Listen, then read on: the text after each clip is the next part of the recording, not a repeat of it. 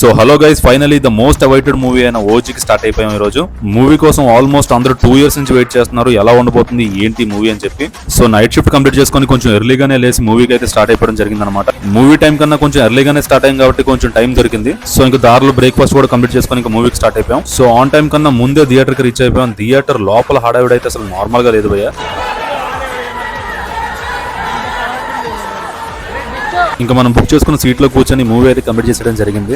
మరి మూవీ ఎలా ఉంది ఏంట్రా అంటే, నేనైతే ఎక్స్పెక్టేషన్స్ చాలా లోలో పెట్టుకుని వెళ్ళాను భయ్య. ఎందుకంటే ట్రైలర్ అంత హై ఇచ్చినా సరే ఎక్స్పెక్టేషన్స్ కొంచెం లోలో పెట్టుకుని వెళ్ళడమే బెటర్ అని చెప్పి అలాగే వెళ్ళా. మూవీ చూసాక నాకైతే ఓకేష్ గానే అనిపించింది భయ్య. బట్ మూవీలో కొన్ని ఎలివేషన్ సీన్స్ అయితే మామూలుగా లేవు. కళ్యాణ్ గారి ఫ్యాన్స్ అయితే మాత్రం భయంకరంగా ఎంజాయ్ చేస్తారు మూవీని. అండ్ తమన్ గారు మ్యూజిక్ కూడా చంపేశారనమాట. అట్ ద సేమ్ టైం మూవీలో చాలా ప్లస్ పాయింట్స్ ఉన్నాయి భయ్య. కొన్ని కనెక్షన్స్ అయితే అసలు ఎందుకు కలిపారో కూడా సరిగ్గా అర్థం కాలేదు. సో మూవీలో చెప్పుకోవాల్సిన ప్లస్ పాయింట్స్ చాలా ఉన్నాయి, ప్లస్ పాయింట్స్ కూడా చాలా ఉన్నాయి. అవన్నీ డీటెయిల్ గా డిస్కస్ చేసి రివ్యూ లింక్ కింద పెట్టేస్తా. ఈ లోపు ఛానల్ ఇంకా ఎవరైనా సబ్స్క్రైబ్ చేసుకోకపోతే సబ్స్క్రైబ్ చేసుకోండి భయ్య, సబ్స్క్రైబ్ చేసుకోండి. ఇంతకీ మీరు మూవీ చూసారా? చూస్తే మీకు ఎలా అనిపించింది కింద కామెంట్స్ లో మెన్షన్ చేయండి.